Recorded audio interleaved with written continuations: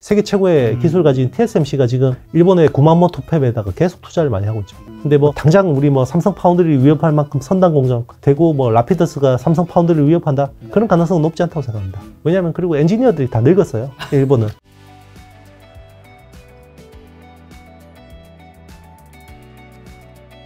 반도체 투자할 때 판단할 때 꼭 확인해야 되는 거 뭐가 있을까요? 일단 이제 지금은 상승 사이클이니까 상승 사이클에서 봐야 되는 지표는요, 고정 거래 가격의 추이예요. 근데 요즘에는 워낙 뭐 애널리스트 보고서나 이런 시장 조사 자료들이 많이 나와요. 뉴스도 많이 나오고. 그래서 이번 분기에 디램이 뭐 15% 올랐다, 낸드가 몇 프로 올랐다, 이런 추이들을 보는 게 되게 중요하고요. 그리고 그게 단순히 올랐다 이게 중요한 건 아니라 성장률 추이가 중요해요. 2차 전지도 성장하잖아요. 근데 왜 꺾입니까? 성장률이 꺾이니까.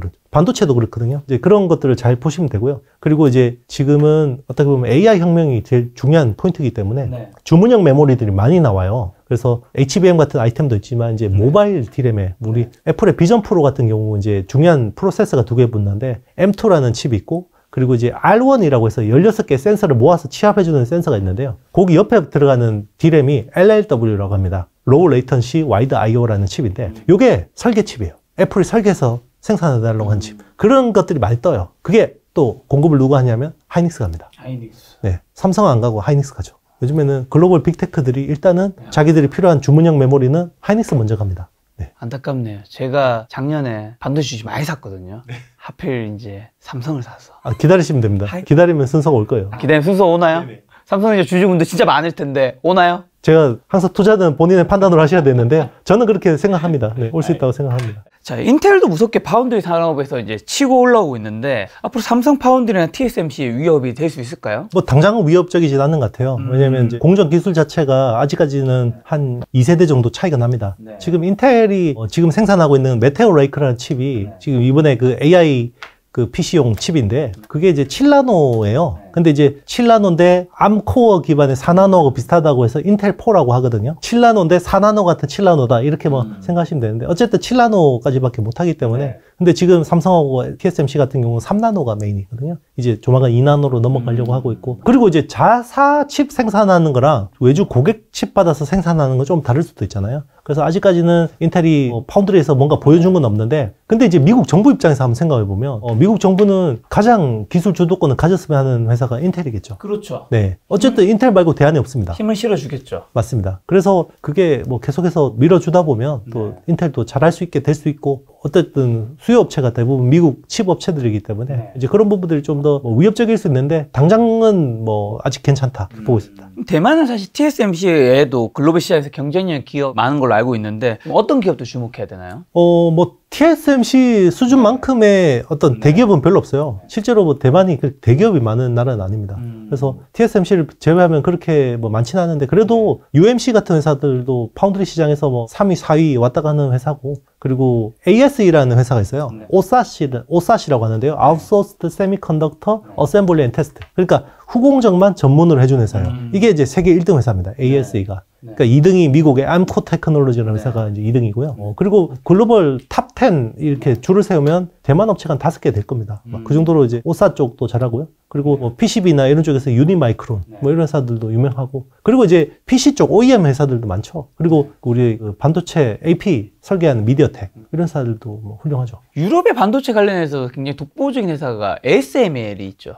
그렇죠. ASML처럼 반도체 분야에서 대체되지 않는 독보적인 회사는 어떤 것들이 좀 있을까요? 일단 뭐 최근에 뜨는 거는 우리 어드밴스드 패키징에서 본딩인데 이제 하이브리드 본딩이라는 게 있어요. 그러니까 한미 반도체가 하는 거는 서멀 컴프레스, 그러니까 TC 본딩이라는 거고요. 그 하이브리드 본딩은 어떻게 보면 다이렉트 본딩에 가까워. 구리끼리 붙이고 절연체끼리 붙이는 거고, 한미 반도체 중간에 마이크로 범프라는 게 있는 상태에서 붙이는 거고, 범프 리스에서 붙이는 게 하이브리드 본딩인데, 이걸 독점하는 회사가 네덜란드 베시라는 회사예요. 비세미컨덕터라는 회사고요.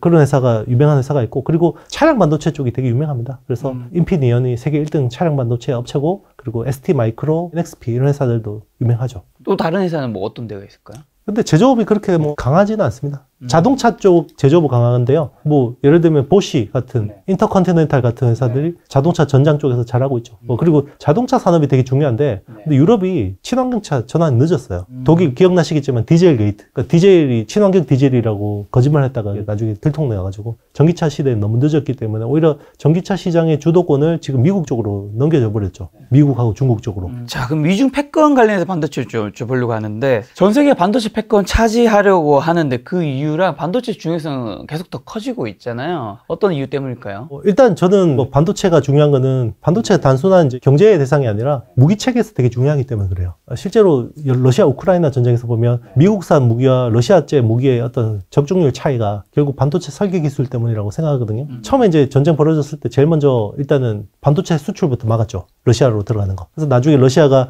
유도 미사일 그 MCU가 없어서 막 세탁기 MCU 뜯어가지고 막 하고 그랬잖아요. 그만큼 이제 적중률이 낮고. 근데 이제 물량이 워낙 많으니까 우크라이나가 밀리긴 하는 건데 어쨌든 무기 적중률이나 효율성이나 이런 것들이 되게 떨어질 수밖에 없고. 그리고 이제 이게 이제 미국하고 중국의 어떤 경쟁인데 반도체 기술을 만약에 중국이 뭔가 이걸 확보를 해버리게 되면 미국 무기 체계를 위협할 수가 있어요. 그때 왜 이제 미국이 화웨이를 심하게 때렸냐면 이게 통신도 무기 체계에서 되게 중요하거든요. 근데 5G 장비가 원천 기술이나 이런 가성비 측면에서 화웨이를 배제할 수가 없는 거죠. 근데 이게 만약에 전 세계에 어느 정도의 이제 화웨이 장비가 깔렸다 그러면 화웨이 장비망 위에서 미국의 무기 체계를 움직인다는 건 굉장히 리스크죠. 네. 그런 것들 때문에 이제 화웨이를 배제해서 아예 그래서 우리 당초 원래 5G라는 통신이 3.5GHz 대역하고 밀리미터 웨이브 28GHz 대역을 두 번을 투자를 해야 되는데 서브 6 3.5GHz는 지금 우리 5G 폰 쓰잖아요. 이거는 투자했는데 이거보다 20배 빠른 밀리미터 웨이브는 투자를 못했죠. 그게 화웨이가 핵심 기술을 쥐고 있기 때문에 그래요. 그래서 5G 밀리미터 판은 건너뛰고 지금 6G로 가려고 하고 있죠. 그래서 저궤도 위성을 기반으로 하는 이제 일론 테슬라의 뭐 스타링크 같은 거 그런 걸 통해서 6G로 빨리 점프하려고 하는 거고요. 5G를 건너뛰고 이제 그런 식으로 가려고 하는 거고 그게 이제 결국은 무기 체계에서 중요한 거고 또 하나가 지금은 AI라는 게 전쟁뿐만 아니라 모든 생활에서 되게 중요한 거예요. 이제 어떻게 보면 전 세계 우리 생활 안으로 빅브라더가 들어오는 거거든요. AI라는 빅브라더. 그러니까 AI는 인류가 만들어지고 나서 제일 중요한 인프라가 두 개가 있어요. 첫 번째가 전기라는 겁니다. 전기가 없으면 지금 문명이 지속될 수가 없죠. 그렇죠. 그리고 모바일 혁명을 거치면서 중요해진 인프라 하나가 있어요. 통신. 지금 통신 안 되면 안 되죠. 네. 큰일 납니다. 그리고 2000년대 기억나시겠지만 MP3 플레이어 쓸 때, PMP 쓸 때 데이터 내려받을 때 어떻게 하죠? 케이블 꽂았죠. 네네. 근데 지금은 다 통신입니다. 그죠? 이제 이어폰에 통신 들어가죠. 이게 초연결이라는 거예요. 초연결이 됐고 이 초연결을 통해서 이제 확산되는 인프라가 AI입니다. AI는 서버 클라우드에서 내 휴대폰으로 왔다가 내 PC로 왔다가 카메라로 왔다가 형광등으로 왔다가 내 로봇 청소기로 왔다가 자, 내 생활을 내 AI 비서인데 내 생활에 있는 모든 빅데이터를 얘가 쪽쪽 빨아가요. 그리고 그 누군가는 빅브라더처럼 이거를 다 컨트롤할 수 있겠죠. 그게 미국 빅테크인데요. 그러면 중국의 AI 기술이 굉장히 빨라요. 왜냐면 AI 기술을 고도하는데 세 가지 요소가 중요합니다. 일단은 컴퓨터가 중요하고요. 그래서 컴퓨팅 파워라고 하죠. 그래서 이걸 보통 매개 변수라고 이야기를 많이 하죠. 그리고 빅데이터.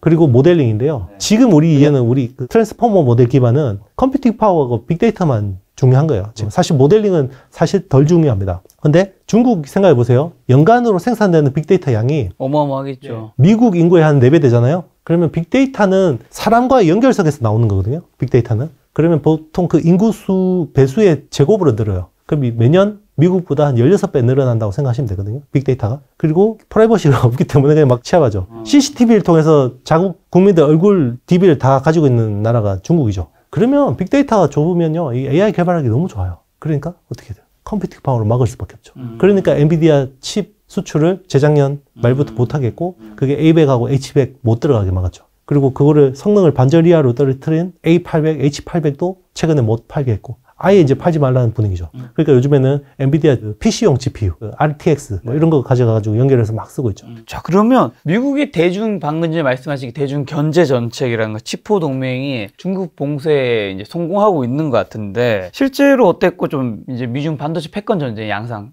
앞으로는 좀 어떻게 흘러가나요? 일단 뭐 하이엔드 쪽은 못 팔게 하는데 이제 중국도 전략을 선회했습니다. 그래서 오히려 이제 선단 공정은 좀 이제 뭐 열심히 뭐 전 세계를 해킹하면서 기술을 일단 자체 기술 확보하려고 하고 있고요. 그리고 이제 지금 살 수 있는 28나노 이상급의 뭐 그런 레거시 쪽은 엄청나게 투자하고 있어요. 그래서 아마 한 1, 2년 사이에 중국에서 28나노 이상급 펜만 30개 이상 생깁니다. 그러면 이게 레드오션화 돼버리거든요. 그러면 예전에 LCD나 막 이런 것처럼 완전히 그냥 장악해버리겠다. 이런 거기 때문에 이게 완전히 봉쇄된 거냐? 그러면 약간 좀 애매하죠. 그래서 뭐 치포를 통해서 선단 공정을 막았는데 일단은 중국이 선단 공정도 어쨌든 자체 자력갱생하려고 하고 있고 이제 레거시 공정은 거의 레드오션화 해버리기 때문에 그렇다고 또 아예 팔지 말라 그러면 그 자본주의 기업들이 그걸 받아들일 수가 없죠. 그런데 어쨌든 우리 입장에서는 중국이 막 추격해오는 그 속도를 늦출 수 있다는 거는 우리 입장에서는 뭐 긍정적인 부분이고요. 그 시간을 벌은 이 기회를 활용해서 우리가 굉장히 어떻게 보면 뭐 나름 초격차 기술을 만들어내는 게 중요하겠죠. 말씀하신 대로 미국 제재를 함에도 불구하고 어쨌든 중국 반도체 산업이 성장하고 있잖아요. 중국 반도체 기술은 뭐 어디까지 왔고 좀 앞으로는요? 일단 이제 중국에서 최첨단 공정을 할 수 있는 회사는 SMIC라는 중심꺼지라는 회사가 있습니다. 그 회사가 7나노까지 양산 성공했고요. 그리고 최근에 이제 PC용 5나노까지 했습니다. 성공했어요. 근데 문제가 이제 물량 만들어내는 게 미미하죠. 왜냐면 그 선단 공정을 하려면 그러니까 사실 이게 14나노 장비가지고 막 엄청 쥐어짜가지고 만드는 거기 때문에 로스가 되게 많아요. 그래도 뭐 계속해서 보조금 태워주니까 일단 만들어내는 거고요. 만들수록 적자기는 할 겁니다. 그래도 어쨌든 기술이 많이 따라왔고 이걸 뭐 군사용을 쓰는 데는 문제 없겠죠. 뭐 우주항공이나 미사일 체에 쓰는 데는 크게 문제 없을 것 같고요. 그래서 뭐 기술이 뭐 그렇게 많이 뒤처진 것 같지는 않습니다. 그래도 뭐 제가 봤을 때 한 선단 공정에서는 한 5년 이상 기술 격차가 있다고 봐야 되고 메모리 같은 경우는 그래도 뭐 한 3, 4년? 2, 3년 정도 뭐 기술 격차는 있다고 보고 있어요. 근데 최근에 특히나 낸드 플래시 같은 경우는 좀 많이 따라온 것 같아요. 메모리도 D램 쪽은 아무래도 좀 아직까지 격차가 좀 있는데 낸드 플래시 쪽은 중국의 YMTC라는 회사가 있는데 거기가 많이 따라오는 것 같아요. 그러면 이제 미중 반도체 패권 전쟁이 우리 산업에 미치는 영향이 우리한테 되게 굉장히 반도체 분야에서는 굉장히 긍정적인 거겠네요. 한국에게는. 뭐 이게 장점도 있고 단점도 있죠. 일단 우리는 문제가요. 중국 내 생산 비중이 되게 높은 나라예요. 그렇죠. 삼성의 낸드 플래시 산의 40%를 중국에서 하고 있고요. 시안팹이라는 데서. 그리고 이제 SK 하이닉스는 D램 공장까지 있어요. 우시에. 거기서 43% 생산합니다. 그리고 인텔의 다른 공장을 그냥 따놨죠. 중국 내 팹이 있어요. 이거를 우리 최대한 뽑아내야 되는데 계속해서 중국 봉쇄 쪽으로 가면 제일 곤란한 게 우리죠. 그래서 그런 부분은 우리가 불리한 측면이고요. 유리한 측면은 어쨌든 중국의 기술 추격을 그래도 좀 시간을 좀 벌 수 있다는 건 긍정적인 부분 같습니다. 종합적으로 생각하면 좋은 거예요, 나쁜 거예요? 그러니까 마이너스 음도 있고 양도 있는 거잖아요. 근데 이제 뭐 어쨌든 모든 면에서는 위기와 기회가 있는 건데 그걸 어떻게 활용하느냐에 따라 다른 것 같아요. 우리가 현명하게 대응을 하면 기회로 만들 수도 있고 제대로 대응 못해서 어벙어벙하면 그냥 당하는 거고. 지금 대응을 잘해야 한다 말씀해 주셨는데 한국 반도체 그럼 세계 시장 지배하려면 좀 구체적으로 좀 어떻게 해야 될까요? 일단은 미국이 우리를 배려할 수밖에 없는 기술을 확보하는 게 중요한 것 같습니다. 기술. 네, 특히나 이제 시스템 반도체 쪽에서는 제가 이야기한 선단 공정 3나노에서 TSMC를 비등한 수준까지 가야 되고요. 그리고 TSMC의 코어스를 대체할 수 있는 아이큐브 같은 기술들을 빨리 유원화하는 게 중요한 거고요. 그리고 이제 뭐 주문형 메모리 쪽은 더 리더십을 공고히 해야겠죠. 만약에 주문형 메모리가 되게 중요한데 한국에서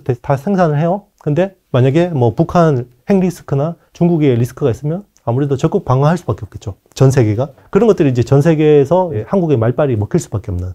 네. 그리고 이제 미국이 주도하는 차세대 기술 표준 있잖아요. 거기서 우리의 목소리가 커질 수가 있겠죠. 최근 또 일본 정부도 반도체 산업 되게 키우고 있잖아요.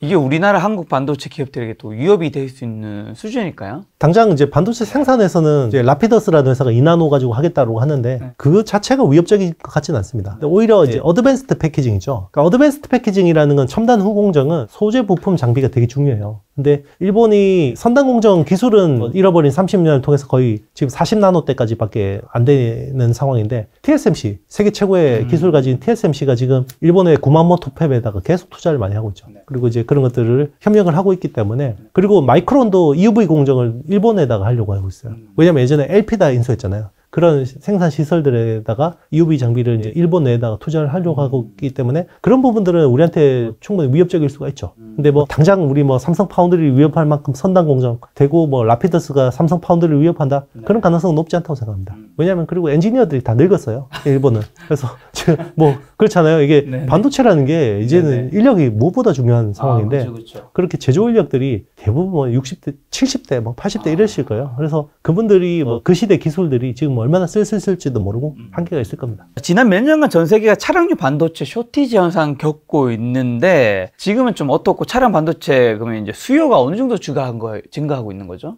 오히려 지금은 이제 약간 그 수급이 굉장히 공급 과잉 쪽으로 좀 가고 있어요. 아, 지금 다시 공급 과잉이에요? 맞습니다. 그러니까 근데 차량 반도체도요, 이게 약간 기존 차량 반도체하고 이제 새로 떠오르는 고성능 차량 반도체 좀 달라요.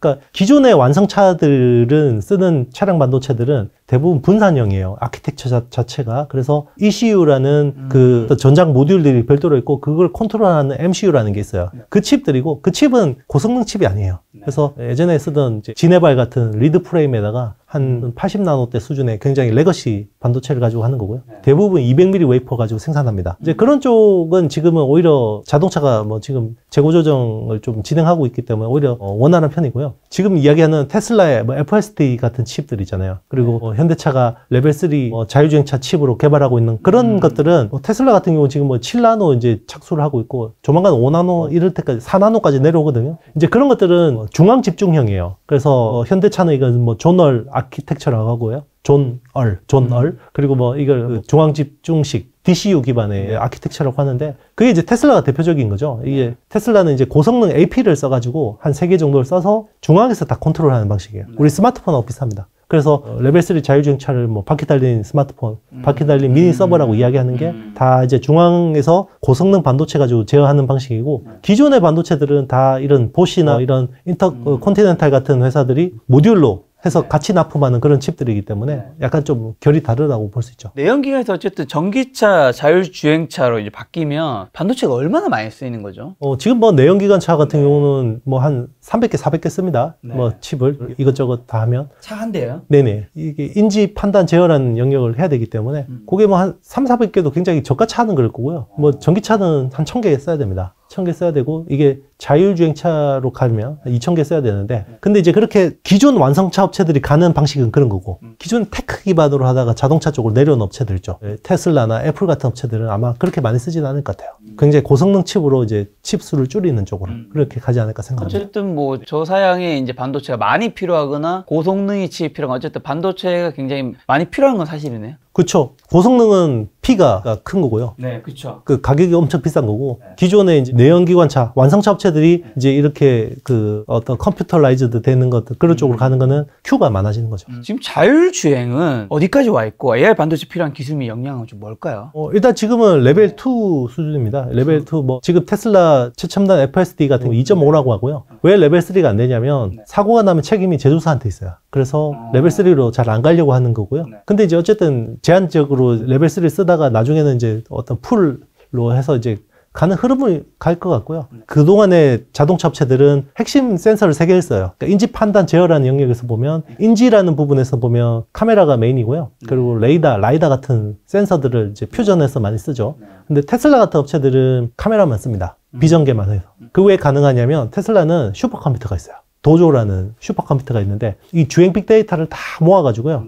중앙 슈퍼컴퓨터에서 막 돌려가지고 최적의 패턴을 만들어서 이걸 가지고 자기 OS를 통해서 펌웨어 업데이트를 해줍니다. 그러면 얘들이 AI가 성능이 좋아지기 때문에 그런 식으로 이제 가동이 되는 거고 다른 업체들은 슈퍼컴퓨터가 없죠. 그래서 카메라하고 레이더하고 라이다 같은 것들을 써서 이제 아무래도 안전성을 제일 높이는 게 중요하죠. 자율주행이 어쨌든 지금 한 2.5단계 정도라면 어쨌든 아직 갈 길이 멀긴 했잖아요. 근데 내년부터 레벨 3 자율주행차가 대거 나옵니다. 신차에서. 그럼 레벨 3 다음엔 또 뭐가 남아 있는 거죠? 레벨 4, 5까지 갑니다. 4, 5. 일단 레벨 3가 되면 운전대를 놓을 수가 있어요. 그러니까 레벨 2는 운전자 지원 시스템이라고 해서 ADAS라고 합니다. 그래서 어쨌든 운전 주도권이 사람한테 있는 거고요. 그렇죠. 이 디바이스가 나를 보조해 주는 거예요. 그렇죠. 그게 레벨 2고요. 레벨 3가 되면 내가 운전대를 놓는 거예요. 왜냐면 디바이스가 주도하고 나는 보조하는 거예요. 쉽게 이야기하면 예전에 피처폰에서 스마트폰으로 바뀔 때 있죠. 그게 지금 레벨 2에서 3가 바뀌는 게 거의 스마트폰으로 바뀌는 걸 보시면 돼요. 엄청나게 컴퓨팅 파워가 많아져야 되거든요. 그리고 OS라는 게 채택되기 시작할 거고요. 그래서 이제 그렇게 가는 거고 레벨 4가 되면 아마 운전대가 없어질 거예요. 네. 운전대가 없어지고 비상사항을 생각해서라도 네네, 뭐, 있긴 하겠죠. 뭐 있을 수도 있고 그게 이제 로봇 택시가 되는 거거든요. 네. 그래서 뭐 레벨 5가 되면 아예 뭐 나는 내가 운전한다는 컨셉은 아니죠. 그냥. 그럼 지금 해결되지 않은 자율주행의 문제는 좀 어떤 것들이 있을까요? 일단 그거예요. 이제 엣지 케이스라고 해서 어떻게 보면 돌발적인 상황에 대해서 대비하는 게 좀 느리죠. 왜냐하면 AI가 아무리 많은 패턴을 학습한다고 해도 새로운 패턴이 나올 수가 있거든요. 그러니까. 자율주행차라는 게 도로에서 나만 자율주행차가 된다고 되는 게 아니거든요. 그러니까요. 주변에 있는 차들도 다 바뀌어야 되는데 여기 막 주변에 고물차들이 있는데 이게 자율주행차가 된다 그래도 이게 아무래도 사고 발생 가능성이 높기 때문에 아마 이제 초창기 어느 정도 중반까지는 전용 자율주행차 라인이 생길 거예요. 그래서 고속도로나 이런 데서만 일부 제한적으로 사용하게 될 것 같고 도심이나 이런 쪽에서는 아마 운전대를 놓기가 쉽지 않을 것 같다는 생각이 들어요. 네. 자, 그럼 차량용 반도체 관련 기업은 좀 어떤 곳이 있고 대표님이 좋게 보신 유망주시가 어떤 게 있을까요? 일단 지금 레벨 2 때까지 제일 잘하던 차량 반도체 업체는요. 모빌아이. 인텔에 인수됐습니다. 그래서 모빌아이가 제일 잘했는데 최근에 모빌아이 주가가 안 좋죠. 왜냐면 이게 레벨 3가 이제 바텐인데 레벨 3에서는 아무래도 주도권이 이제 모빌아이보다는 엔비디아 쪽으로 가고 있습니다. 아, 여기서 또 엔비디아가 나오나요? 엔비디아가 이제 올인이라는 차량 GPU를 하는데 그 칩이 성능이 되게 좋고요. 그래서 지금은 이제 엔비디아 GPU를 많이 쓰고 그리고 퀄컴도 꽤 잘합니다. 퀄컴도 이제 그 어떤 자동차 칩을 하기 때문에 이제 그런 쪽으로 많이 가고 있고 그리고 이제 현대차 같은 경우는 이제 반도체 설계 쪽에서 전설적인 인물이 있어요. 짐 켈러라는 인물이 있어요. 그러니까 우리 애플 A 바이오닉 칩, 아이폰의 두뇌 칩, 그리고 테슬라 FSD 칩, 우리 멀티코어라는 칩 있죠. 그게 AMD 젠 아키텍처에서 나온 건데 그거를 한 사람이 다 설계한 거예요.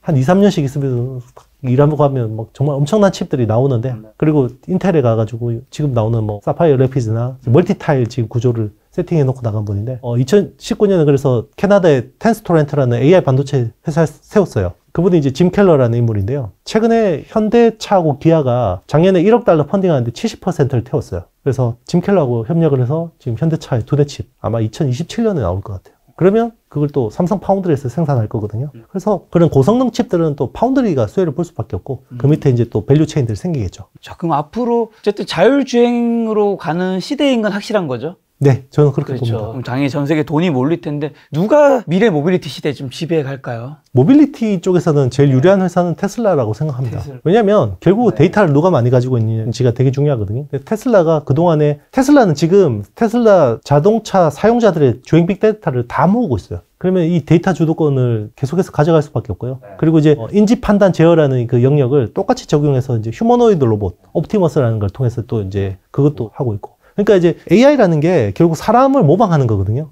그래서 제일 먼저 모방한 게 언어죠. 언어. 이제 우리 애기 키우는 거 똑같아요. 그래서 처음에 엄마 아빠 그러면 어이구 말 잘한다. 그러다가 이제 움직이는 것들. 오감을 배우죠. 시각, 후각, 청각, 촉각, 미각 이런 것들 배우는데 그게 멀티모달이라고 합니다. 멀티모달을 잘 하려면 멀티모달 데이터를 모아야겠죠. 근데 멀티모달 데이터를 어떻게 모으죠? 카메라나 주행 데이터 이런 것들. 그리고 멀티모달 트레이닝 하기에 멀티모달 트레이닝 하고 나서 운동지능을 배우죠. 어떻게 움직이면 제일 효율적인지, 자동차가 어떻게 다니는지, 로봇이 어떻게 걸어야 효율적인지 제일 잘할 텐데 멀티모달과 운동지능을 제일 데이터 트레이닝 많이 하는 회사가 테슬라라고 슈퍼컴퓨터도 있죠. 근데 테슬라는 지금 미국 M7 종목 중에서도 거의 유일하게 굉장히 많이 떨어졌단 말이죠. 왜 이럴까요? 일단 테슬라가 기존에 주가가 프라이싱 돼 있는 거는 이 회사가 전기차 업체로 돼 있어요. 밸류가 돼 있죠. 근데 차가 이제 성장세 꺾인단 말이에요. 그리고 트럼프 IRA 법을 엎어버리면 어떻게 될지 모르고 그 불확실성도 있는데 저는 이게 자율주행차 업체, 모빌리티 업체로 변하기 위한 성장통이라고 생각합니다. 근데 테슬라 가지고 있는 그 데이터의 가치만 해도 엄청납니다. 나중에 이게 뭐 진짜 1조 달러 이상의 그 데이터만 해도 밸류 가치를 받을 거라고 생각해요. 데이터와 슈퍼컴퓨터 도조 시스템에 대한 부분들이. 네. 오히려 지금 이렇게 좀 조정받았을 때가 굉장히 모아가야 될 때일 수도 있다는 건가요? 네, 저는 그렇게 보고 있습니다. 오늘 이제 대표님 모시고 이제 바로 써먹는 최강의 반도체 투자 기반해서 여러 가지 질문 좀 드렸는데 오늘 사실 너무나도 많은 이야기 나오고 너무나 많은 종목 나오다 보니까 시장분들도 되게 좀 어려운 분야이기도 하니까요. 네네. 좀 한번 마지막으로 정리하시면서 만약에 내 친구가 있다면 아 이런 회사들은 정말 관심을 가졌으면 좋겠다 라고 네. 좀 요약해 줄 수 있는 기업들과 또 김작가티에 처음으로 나와주셨으니까 마지막으로 하시고 싶은 말씀 있다면요. 네, 뭐 어쨌든 이제 반도체 사이클로 보면 이게 뭐 중반 이상 넘어왔지만 지금은 이제 가동률 회복이 되게 중요한 상반기 이벤트거든요. 그래서 가동률 회복되면 수혜를 보는 이제 소재 부품 이런 쪽을 이제 잘 보는 게 중요한 것 같고요. 거기에 이제 AI 관련된 모멘텀이 있으면 더 좋습니다. 그리고 이제 올 상반기는 그 온 디바이스 AI라는 키워드가 계속해서 어떻게 보면 주도할 가능성이 높고, 그게 이제 점점 하반기로 갈수록 이제 내년에 레벨 3 자율주행 차가 나오기 때문에 이제 모빌리티 쪽으로 점점 이제 관심을 가지는 것도 좋을 것 같고요. 그게 이제 어쨌든 트럼프 대통령의 불확실성을 녹이면서 같이 시프트 되면 좋을 것 같다고 생각이 듭니다. 그래서 어쨌든 반도체 사이클, 주가 사이클로 보면 일단 상반기까지는 수익을 낼 수 있는 기회가 충분히 있다고 생각하고요. 하반기는 좀 조심하는 그런 전략이 좋지 않을까 생각합니다. 혹시나 반도체 투자하다가 언젠가부터 이제 말씀하신 거 하반기도 조심해야 한다 말씀해 주셨는데, 하반기 그런 시기 외에도 이런 신호들이 보이면, 수치들이 좀 보이면 그때부터는 좀 조심하고 이제 이거를 할 시간이 왔다고 한다면 그런 게 뭐가 있을까요? 오히려 지금은 충분히 그동안 좀 부담스럽던 가격들이 많이 조정을 받았거든요. 그래서 오히려 지금 뭐 언제 나갈지 모르겠지만 지금 시점은 오히려 조금씩 용기를 내서 분할 매수를 하기 좋은 시점이라고 생각하고요. 만약에 좀 이제 너무 올라서 좀 부담스럽다, 이제 비중을 좀 줄이고 현금을 확보하는 게 좋을 것 같다 라고 하면 이제 그때는 뭐 제가 다시 출연하게 되면 말씀드리도록 하겠습니다. 아직까지 뭐 그런 징후는 없어요. 알겠습니다. 반도체 관련해서 이슈가 있거나 뭔가 여러분들이 이제 좀 익절해야 되는 순간은 대표님 모시고 또 좋은 시간 한번 마련하도록 하겠습니다. 오늘 만날 손님은 이영수 대표님이었습니다. 지금까지 여러분 소중한 시간 함께 해주셔서 정말 감사합니다. 오늘도 김 작가였습니다. 고생 많으셨습니다. 네, 감사합니다.